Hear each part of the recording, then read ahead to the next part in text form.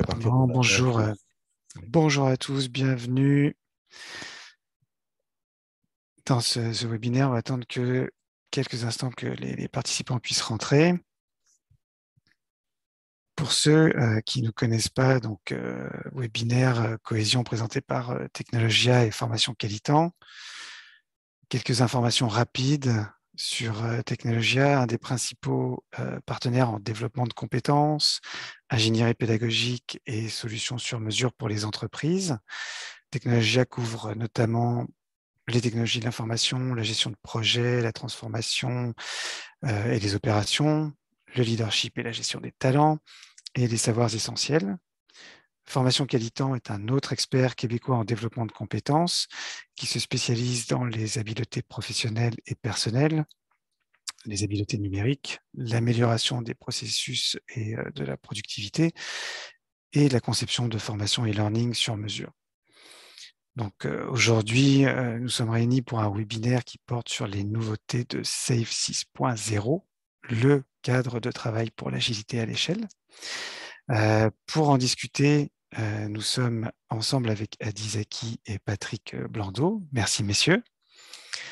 Adi, tu es président fondateur de HZM Consulting et tu as plus de 20 ans d'expérience en gestion stratégique de portefeuille de projets et en conseil. Tu as travaillé aussi bien dans le public que le privé à la mise en place de projets complexes. Tu es accompagné donc par Patrick, qui cumule plus de 25 ans en gestion de projets, de portefeuille et en coaching agile au Canada et aux États-Unis. Vous animez d'ailleurs des formations SAFe chez Technologia qui mènent vers des certifications, Leading Safe, Scrum Master et POPM. Donc, je vais bientôt vous laisser la parole pour commencer à parler un peu plus des nouveautés. Aux participants, si vous avez des questions au fur et à mesure, utilisez le Q&A qui est en bas de votre écran, normalement, et non pas le chat. Je m'occuperai de faire le suivi des questions au fur et à mesure, soit lors du déroulé, si c'est en adéquation avec les points que Patrick et Adi abordent, ou on se gardera peut-être un peu de temps à la fin, si c'est plus facile comme ça. Donc, merci messieurs, je vous donne la parole. Merci, Michael. Patrick? Oui, ben, je vais commencer par les nouveautés 6. Et en fait, on va faire un webinaire peut-être un petit peu plus interactif que d'habitude, dans le sens où il y a probablement dans les personnes qui nous écoutent et nous regardent, des gens qui connaissent un peu Safe, puis des gens qui n'ont aucune idée de ce que Safe donne. Donc, on va couvrir déjà dans un premier temps Safe 6. Mais si jamais vous êtes vraiment tout neuf dans Safe, j'aimerais savoir si vous êtes beaucoup ou pas. Donc, vous pouvez utiliser le chat, par exemple, et puis l'outil de réaction, faire un petit point, pas un point, mais un pouce levé pour signaler à notre ami qui gère le webinaire que vous êtes tout à fait novice en Safe. Comme ça, bah, on aura l'opportunité peut-être de réserver du temps à des fondamentaux. Bah, je vais démarrer pour les réponses ou les nouveautés dans Safe 6.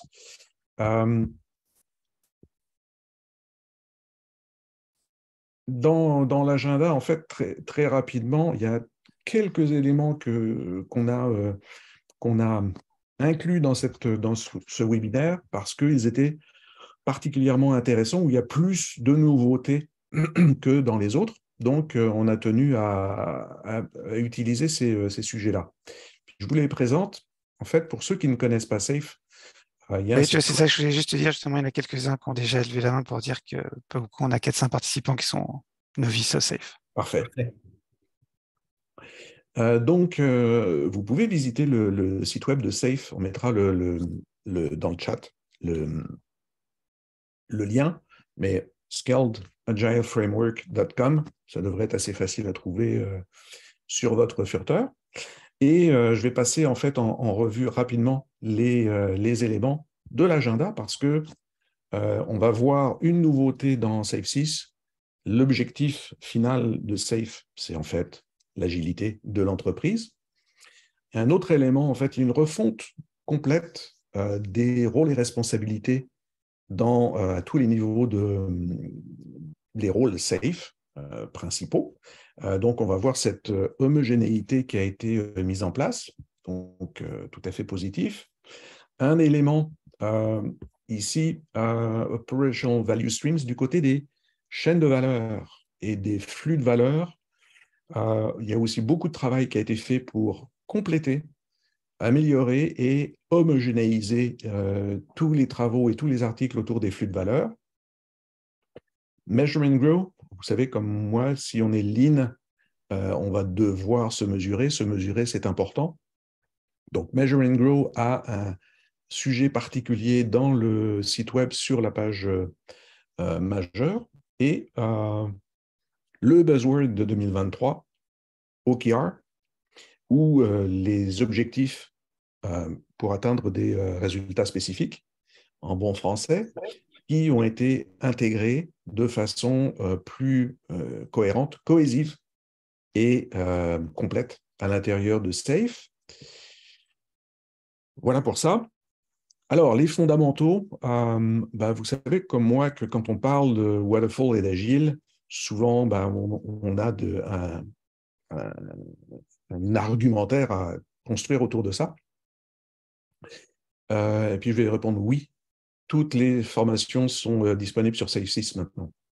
Elles ont été données directement, mises en place directement il y a quelques semaines pendant l'annonce de SAFe6. Puis je parlerai pour à ceux qui en sont certifiés 5 et qui veulent devenir 6, il y a un chemin relativement rapide. Donc, passer de Waterfall à Agile, la justification, on a un nouvel article avec un peu d'iconographie intéressante. Et l'iconographie qui présente Agile est vraiment homogène par rapport à SAFe, parce que notamment cette iconographie représente ici les éléments qui sont principaux dans SAFe. Ceux qui ont déjà passé une certification vont probablement revoir certains éléments là, reconnaître certains éléments. Ici, l'agilité opérationnelle, le LPM, Lean Portfolio Management, qui fait l'objet d'une formation à part entière. Organize Around Value, c'est Team and Technical Agility, si vous vous souvenez de vos formations. La livraison de produits agiles, ou Agile Product Delivery. Deliver PMV, ou le produit minimum viable, c'est la livraison de solutions d'entreprise. Pivot or Persevere, c'est donc soit on continue, soit on arrête. Cette phase-là fait l'objet d'un article et d'un sujet particulier et complet. Livrer la valeur de façon continue, c'est dans toute l'organisation et à tous les niveaux. Vous connaissez probablement le buzzword DevOps ou DevSecOps ou BizSecOps. En tout cas, ça se concrétise à l'intérieur de ça. Learn and Adapt, qui est vraiment un des éléments dans l'agilité d'entreprise, qui fait partie il y a un article et il y a une valeur, un principe complet qui s'appelle Continuous Learning Culture, que vous devez connaître. Je vous disais aussi que du côté des rôles et responsabilités, il y a une certaine homogénéité qui a été mise en place, à part le fait que les couleurs ont été un peu changées. En fait, dans tous les rôles et responsabilités, vous allez voir deux constantes. D'abord, le nombre de rôles et responsabilités est de 5. C'est un peu comme une roue de rôles et responsabilités pour chacun des rôles. Et on va le voir un petit peu plus loin parce qu'on va le détailler, mais pas chacun des rôles, mais au moins un rôle ou une des caractéristiques de ce rôle-là a trait au flux de valeur ou aux chaînes de valeur. Donc, et on va voir que le travail principal qui a été fait sur 6.0 est vraiment sur les flux de valeur. La grosse modification principale sur le Scrum Master, c'est de rajouter Team Coach pour la bonne raison que, en fait, un des reproches qu'on faisait à Safe, c'était que c'était vraiment branché TI et en fait, on utilisait essentiellement le mot Scrum Master. Donc, si on veut sortir des schémas calqués sur les contextes TI, le thème ou le terme Team Coach sera plus abordable et plus facile à utiliser au quotidien. Mais ce sont les mêmes principes qui vont être mobilisés. Du côté Product Owner, même chose, une roue à 5 branches. On le verra peut-être un petit peu plus loin. Product Owner, aujourd'hui, sur ce que l'on constate dans les organisations au Québec, en tout cas, c'est peut-être là où il y a le plus de manque de qualification ou de connaissances en termes d'agilité ou d'agilité à l'échelle d'ailleurs. Du côté des équipes, même chose, on retrouve les 5 caractéristiques et les 5 principes qui vont guider le travail au quotidien des équipes, dont on n'a pas le thème ici, mais c'est l'amélioration continue et puis la liaison avec le client. Un rôle classique maintenant dans Safe depuis quelques années, le chef de train, c'est la traduction de Train Engineer en français. Donc, Release Train Engineer qui a plus ou moins le même rôle qu'un Scrum Master, mais au niveau d'un train de livraison, c'est-à-dire d'un ensemble d'équipes. Lui aussi se préoccupe de faire du coaching pour le train de livraison, Art. Il n'a pas été renommé comme une sorte de Scrum Master en chef, mais c'est probablement quelque chose qui va apparaître dans les prochaines versions de Safe. Product Management, là, on parlait de PO ou Product Owner. Product Management, c'est le niveau supérieur. On verra un petit peu plus loin, puisqu'il y a des nouveaux dans Safe. Je vais montrer le site web interactif. Et enfin, interactivement, je vais montrer le site web et puis les différents niveaux, les différentes configurations de Safe. Product Management, c'est un petit peu comme un gestionnaire de produits, un vrai gestionnaire de produits qui aura à livrer des solutions avec plusieurs équipes. Ça peut se concrétiser ou s'appeler dans certaines organisations des architectes d'affaires notamment, ou des analyses d'affaires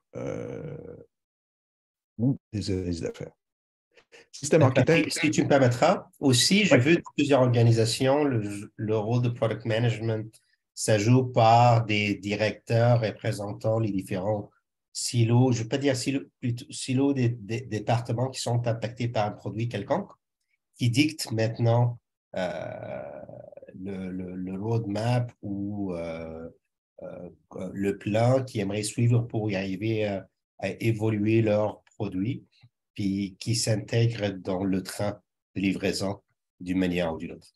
Voilà.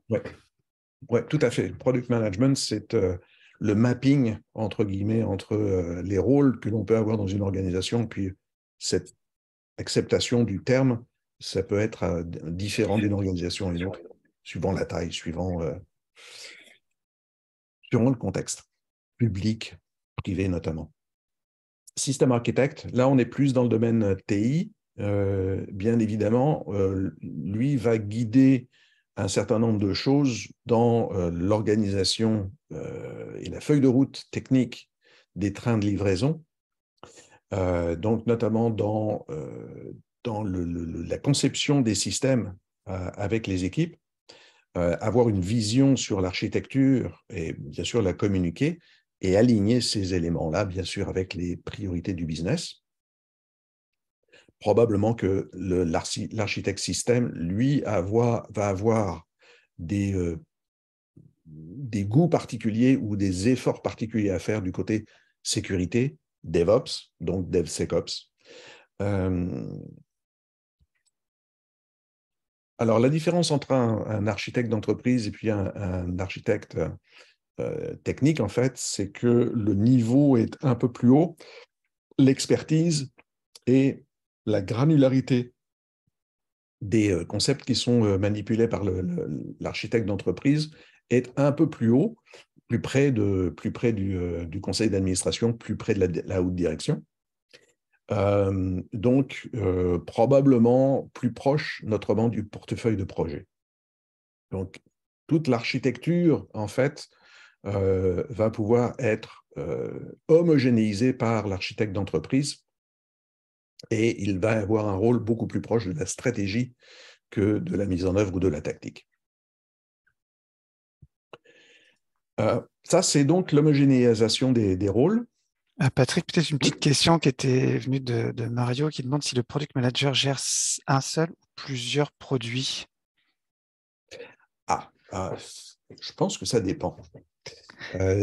Si on a des produits qui sont... Ben c'est la réponse par défaut, je sais, mais quand on a des produits homogènes, ça peut être intéressant d'avoir une seule personne qui se préoccupe de produits qui sont similaires, qui vont apporter des solutions peut-être à la même tranche de clientèle. Donc la client, où on va mettre en œuvre en fait des parties de l'organisation qui sont similaires. Donc, ça peut être cohérent que le product manager ait plusieurs produits. Bien évidemment, ça peut être une ligne de produits. Ça va dépendre en fait de l'organisation telle qu'elle est conçue. Du côté du PO, en fait, par contre, on va réduire le scope parce que, et souvent le PO va avoir dans certains cas, deux équipes qu'il va servir. Le PO, ou responsable de produit, est vraiment à l'intérieur d'une équipe. Il va servir une équipe. Alors que le product manager, lui, il a un certain nombre de solutions, il a une solution à mettre en place, à faire vivre, à faire évoluer. Je ne sais pas si j'ai répondu à la question. Je suis très satisfait de la réponse, par contre. Je n'ai pas d'autres infos pour l'instant, donc sinon on reviendra dessus un peu plus tard. Je ne sais pas, Adi, de ton côté? Je pense que tu l'as bien vulgarisé. Ce que je vais mettre, Michael, peut-être je peux mettre une réponse un petit peu plus élaborée que les gens peuvent l'utiliser au sein de leur entreprise. Mais effectivement, ça pourrait être quelqu'un qui gère un produit ou plusieurs. Ce qu'on devrait garder en esprit, c'est quelqu'un qui devrait l'idée la direction d'un produit ou un thème qui peut être basculé ou divisé en plusieurs produits différents, autant que c'est livré ou qu'il livre de la valeur, une seule valeur au fond à la fin. Et de là, il peut découper ça en plusieurs produits ou un seul qui seront gérés au-dessus de lui par un product owner. Voilà. Ouais. Peut-être la différence entre le product manager et le product owner, c'est que le product manager, en général, il est plus proche du client aussi. Donc, il peut agir en tant que proxy, plus ou moins proxy avec les PO pour le client, si c'est un client externe. OK, un deuxième chapitre intéressant, les flux de valeur. Les flux de valeur, à part l'iconographie qui a changé un petit peu, et il y a plusieurs iconographies intéressantes qui vont nous aider en tant que formateurs à vous diffuser la science de SAFe, notamment des flux de valeur de type contextuel, que ce soit dans le manufacturier, software, etc., ou purement business. Ça, j'ai vraiment apprécié, c'est un peu plus clair dans cette version. Et les flux de valeur, on va retrouver ça dans un des SAFe Principles, notamment le SAFe édicte 10 principes, et le numéro 6 a été un peu reformulé. Il est plus complet, dans le sens où maintenant, tout ce qui tourne autour des flux de valeur, il y a 8 caractéristiques intéressantes des flux de valeur. Et ça, c'est une richesse qui est aussi qui a été ramenée d'un certain nombre d'auteurs concernant Lean et Agile d'ailleurs. Donc, les 8 caractéristiques principales Work in process, donc le travail en cours. Si en fait il n'y a pas de travail en cours, on ne peut pas parler de chaîne de valeur vraiment ou de flux de valeur. Le deuxième bottleneck, c'est la première chose dont on va se préoccuper. Ce sont les goulots d'étranglement, bien évidemment. Ça, c'est du Lean 101. Troisième partie, end-off, ou les passages de flambeau, les passages de témoins entre personnes. On sait depuis Taiichi Ohno que la vraie valeur, elle est dans l'interface entre les processus ou les tâches à l'intérieur d'une chaîne de valeur. 4, feedback. Ce que l'on veut obtenir quand on livre des solutions ou quand on construit des solutions, c'est avoir du feedback le plus vite possible pour améliorer notre solution et s'adapter le plus vite possible. Ça, c'est le 4e. Le 5, batch. Donc, il y a un certain nombre de caractéristiques qu'on va devoir utiliser par rapport au batch. Alors, pour toutes ces caractéristiques-là, vous allez avoir des articles complets, très fouillés sur des techniques et des astuces pour améliorer les choses. Côté 6, les queues, on sait qu'on veut avoir les files d'attente les plus réduites possibles. Donc, on va réduire nos batchs le plus possible pour, comme en manufacture, en fait, où c'est nécessaire pour avoir le meilleur feedback possible et la meilleure réactivité possible. 7, on se préoccupe des gens qui vont alimenter le flux de valeur. Bien évidemment, pour aujourd'hui, les flux de valeur sont alimentés et sont gérés, contrôlés par des êtres humains. Donc, il faut se préoccuper de nos êtres humains qui produisent la valeur. Et en dernier, les politiques, les directives, guidelines il est intéressant d'établir des politiques et des guidelines qui sont conformes aux principes agiles, ou tout au moins qui n'empêchent pas le flux de valeur, qui interrompent le flux de valeur. Interrompre le flux de valeur, c'est vraiment la partie qu'on veut éviter. Et c'est d'ailleurs le libellé de ce principe 6, faire une chaîne de valeur ininterrompue. On verra d'ailleurs un petit peu plus loin, je vais décrire quelque chose par rapport à ça. OK, alors, dans les flux de valeur et les caractéristiques ou principes qu'on veut mettre en œuvre pour les améliorer, on doit minimiser les transferts de contrôle des dépendances. Ça, c'est un concept Lean qu'on utilise aussi dans les projets de modèles prédictifs, hein, bien évidemment, prédictifs ou waterfall, mais c'est encore plus sensible du côté agile. Alors, tout ça, c'est des choses qu'on utilise dans le PI planning. Hein, on va mobiliser pas l'élaboration, mais l'émergence des dépendances pour les régler.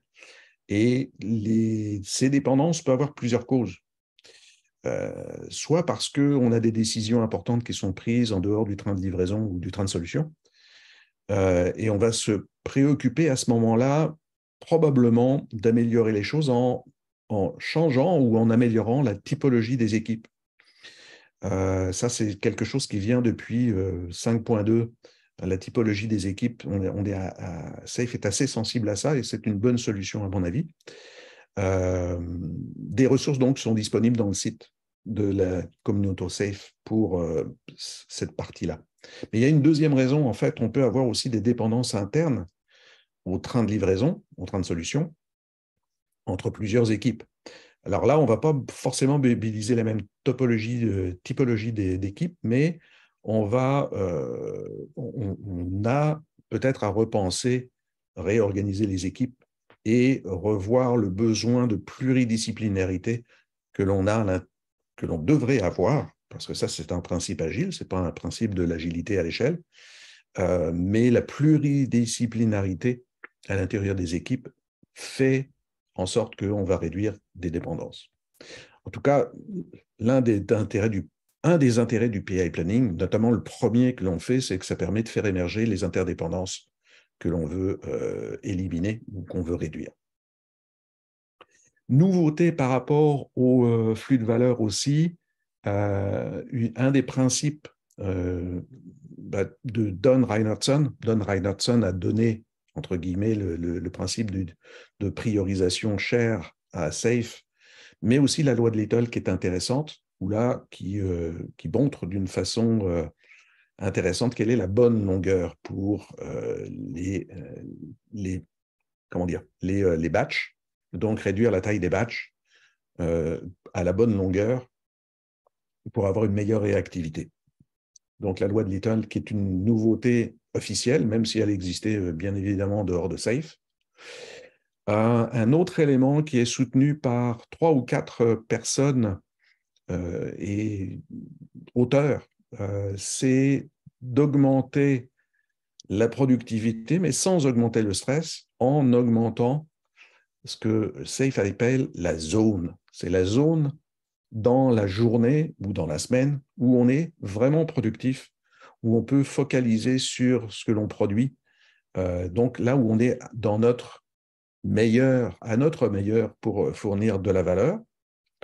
Je n'ai pas noté les noms des auteurs, mais il y a quelques auteurs. Si vous avez la curiosité d'aller voir dans l'article de SAFe, vous les aurez de toute façon. Voilà. On en est à la moitié du webinaire. On arrive presque à la fin. Measure and Grow.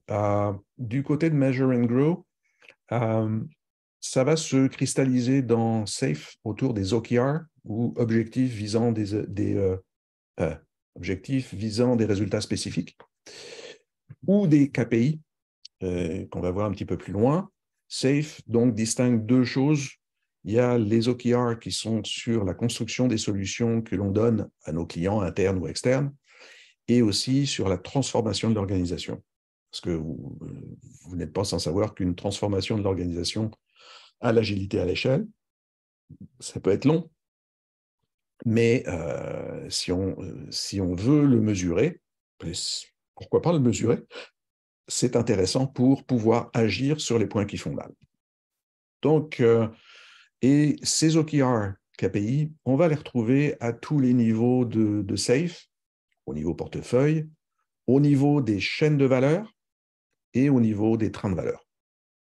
OKR, Objective Key Results en anglais, et en français, ma traduction, ce n'est pas si c'est officiel, mais objectif visant des résultats spécifiques.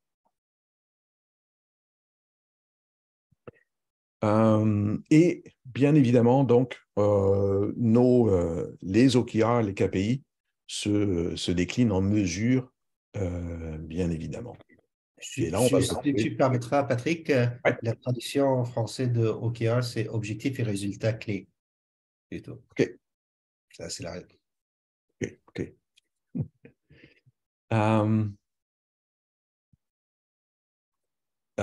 Pour la mesure, en fait, en termes de mesure, il y a des choses que SAFe recommande ou suggère qui sont intéressantes dans la version 6, mais ça, je les avais déjà utilisées, que ce soit dans ADO, Microsoft Azure DevOps, ou dans Jira. 2 premiers graphiques, c'est l'intérêt pour équilibrer à la fois la vitesse actuelle et future de nos développements, de nos livraisons de valeur. Il est important d'être en mesure de suivre la quantité de travail de chaque type qui se déplace, qui est utilisé à l'intérieur du système organisationnel. Notamment ici, on parle de features, defects, risk, enablers. Donc, notamment, il est important de savoir que si on porte trop d'attention aux nouvelles fonctionnalités commerciales, on va laisser peu de capacité pour des travaux d'architecture et d'infrastructure qui répondent à des besoins techniques et qui permettent une valeur future. Donc, l'équilibrer, c'est intéressant. Puis, à contrario, si on fait un trop gros investissement dans de la dette technique, refactoring et compagnie, donc ça peut laisser une capacité insuffisante pour fournir une valeur nouvelle, actuelle, importante aux clients. Là, ce serait plus de la dette émotionnelle. Et puis, vous pouvez aussi utiliser ce genre de graphique pour équilibrer des investissements, peut-être par rapport aux horizons auxquels vous destinez ces investissements. Ça, c'est le premier graphique, un nouveau graphique.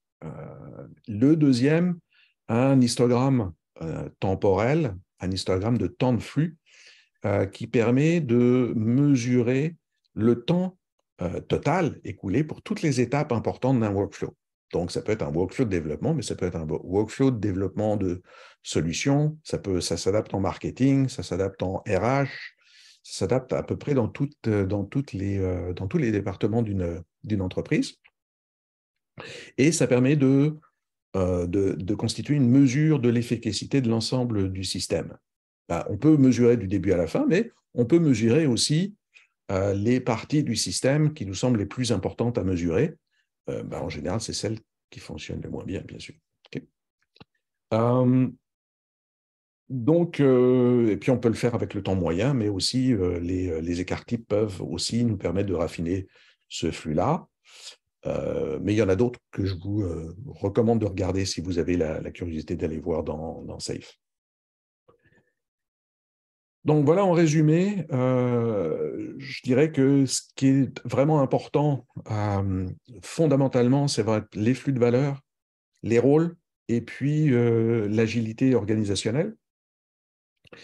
Mais il y a un élément qui me paraît vraiment intéressant et important, et ça c'est la preuve que Safe écoute ce qui se passe sur le marché et il y a une approche où vous avez probablement vu ce petit serpent d'implantation, cette feuille de route d'implantation de Safe ou d'agilité à l'échelle.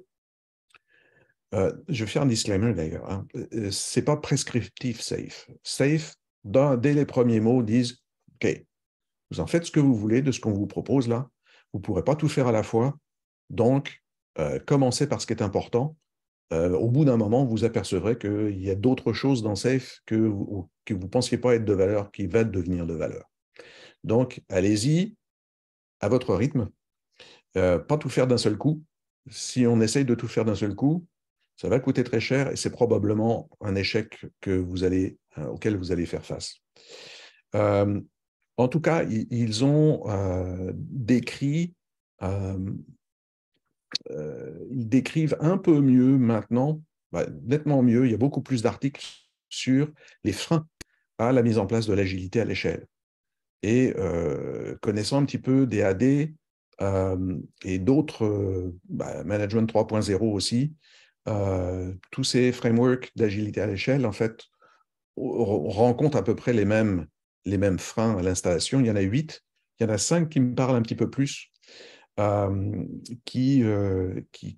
je peux vous parler. La Sainte Trinité, ce que j'appelle la Sainte Trinité, c'est que, en fait, on a toujours une dépendance, on s'accroche au jalon de phase, quand on fait des waterfall, on s'accroche à la Sainte Trinité de la portée, les ressources et le temps fixe.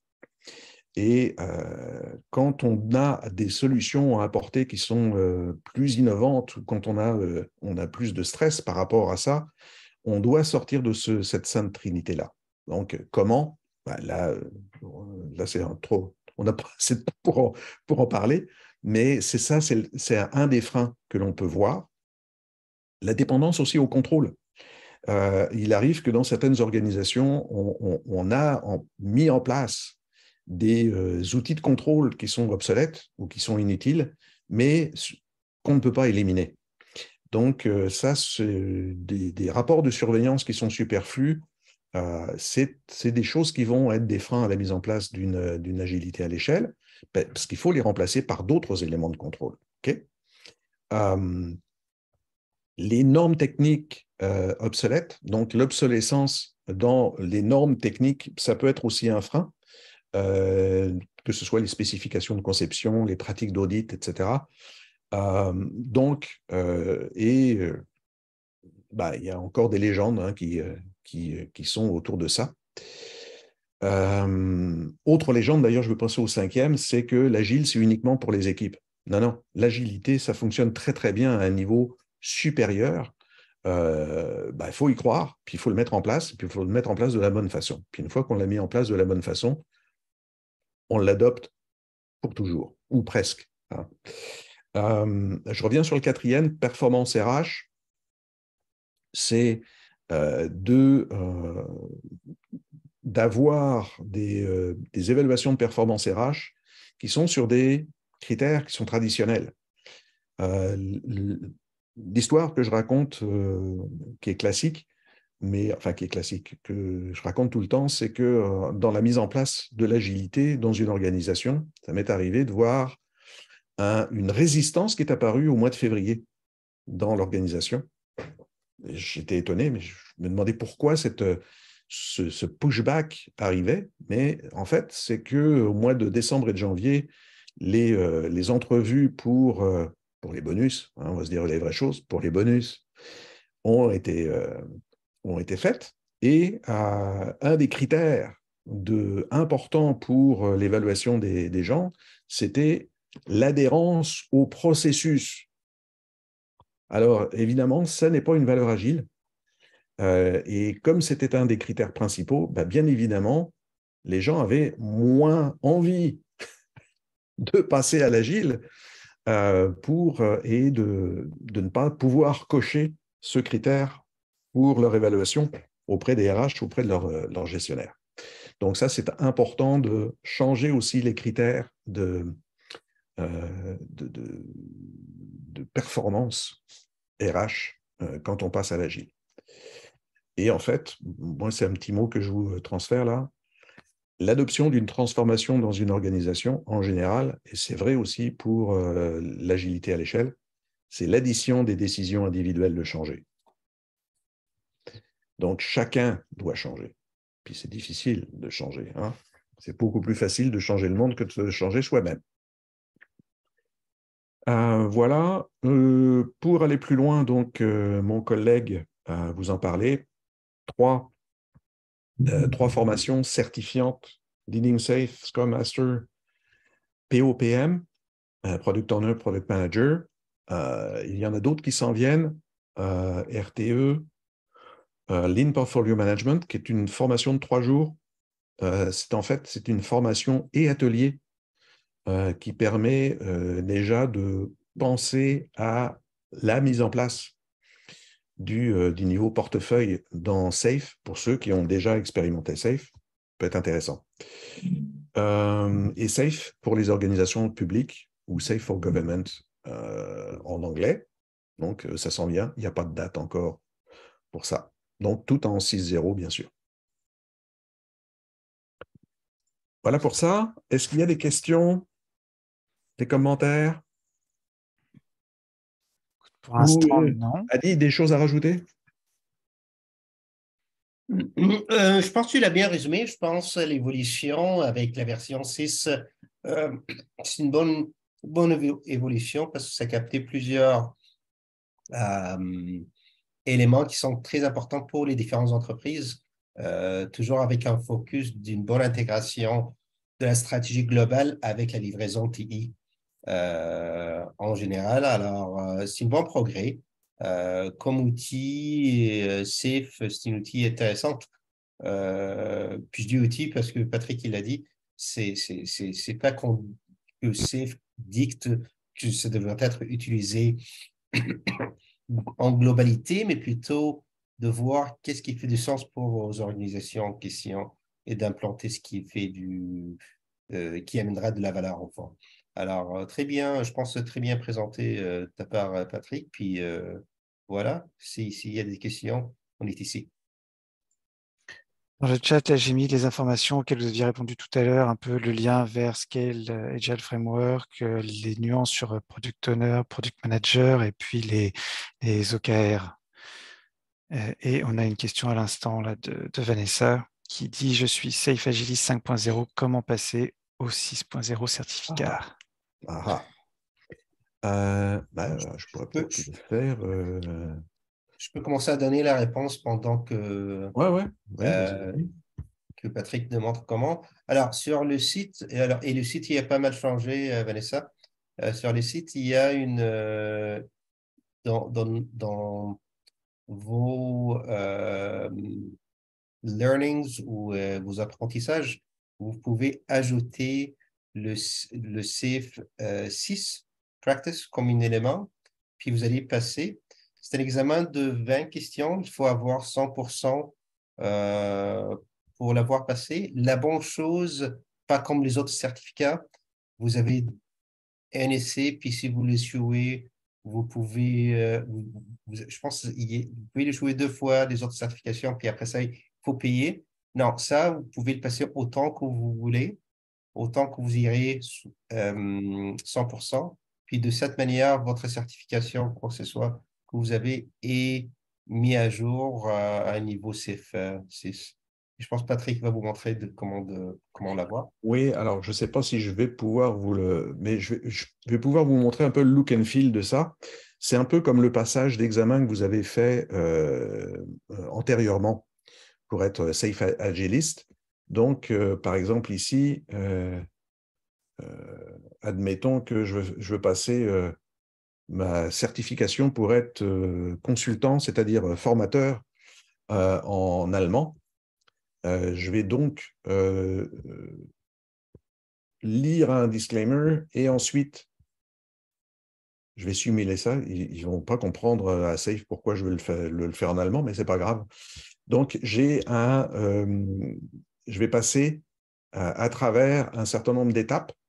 Donc, ce que vous avez vu aujourd'hui, Safe 6, en fait, vous allez le voir avec un peu plus de détails, avec des vidéos, avec un certain nombre d'éléments qui vont vous être décrits ici. Et à la fin, vous avez un examen de pratique et un examen 20 questions. Hein. Sachez que pour nous, je ne sais pas pour toi, Adi, mais l'examen était un peu plus long, moins facile que d'habitude. Donc, je n'ai pas passé du premier coup non plus. Okay, mais c'est quand même... c'est pas très difficile. Donc, c'est ça. Une des choses que vous aurez en 6, je peux le montrer là d'ailleurs, parce que je suis déjà converti en 6, c'est que vous avez un Safe Studio. Avant, ça s'appelait Safe Community, mais là, ça a été homogénéisé. Donc, vous retrouvez un certain nombre de choses sur le framework, votre apprentissage, les classes, etc., etc., Ressources and Media Library, des pratiques et des toolkits. Il y a un certain nombre de toolkits. Alors, probablement que vous pouvez en avoir moins que moi, pour que je ne les vois pas. Ah si, c'était long, c'est tout. Donc, un certain nombre de toolkits qui sont disponibles pour tous les artefacts et toutes les cérémonies de safe, etc., etc. Il y a toujours les communautés, alors les sommets safe, mais aussi les forums communautaires, que je vous engage à regarder parce que c'est assez intéressant. Il y a beaucoup de ressources que vous pouvez mobiliser à travers le network de Safe. C'est ça. Quoi d'autre ici déjà? Ouais, ça, c'est pour les partenaires, c'est autre chose. Et pour l'implantation, en fait, il y a 3 éléments qui sont fondamentaux dans Safe. Value Stream, la chaîne de valeur, Organize Around Value et Lean Portfolio Management. Donc, pour implémenter ça, par exemple, je vais prendre Value Stream Mapping, vous avez un certain nombre d'éléments qui vous donnent des pistes de réponse pour comment mobiliser votre implantation à Safe.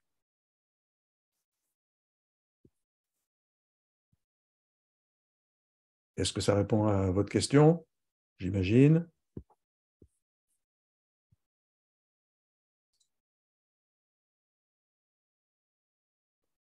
D'autres questions? Adi répondait à quelqu'un qui posait la question de la validité de 5.1. Je pense que j'ai mal répondu. Par contre, le 5.1 est toujours valide?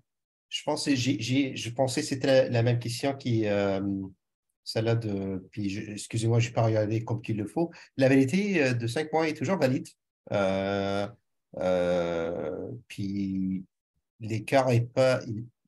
L'écart, il est pas énorme entre 5.1 et 6, mais c'est un écart important. Par contre, c'est toujours valide et toutes les pratiques qui sont à l'intérieur de 5.1 sont très, très, très efficaces comme activité qu'on peut appliquer en termes de safe agile. Excuse-moi, j'ai répondu pour comme une sommaire pour l'autre question qui avait un rapport avec le passage de l'examen. Mais 5 points est toujours valide comme pratique. C'est juste qu'il y a une nouvelle version de Safe Agile qui englobe d'autres mises à jour. Mais 5 points, c'est riche comme pratique toujours. Ouais. Mon conseil, c'est quand même de passer à 6 si vous avez votre accès à Scale Agile dans la communauté. Le site a été vraiment... l'autre site est toujours disponible, ou l'autre façon de travailler est toujours disponible, bien sûr, mais le fait de s'habiliter à Safe 6, passer l'examen, mais en fait, voir quelles sont les nouveautés de Safe 6, ça nous permet de dégager le Safe Studio, de l'obtenir, et c'est quand même beaucoup plus pratique, et il y a beaucoup plus de ressources.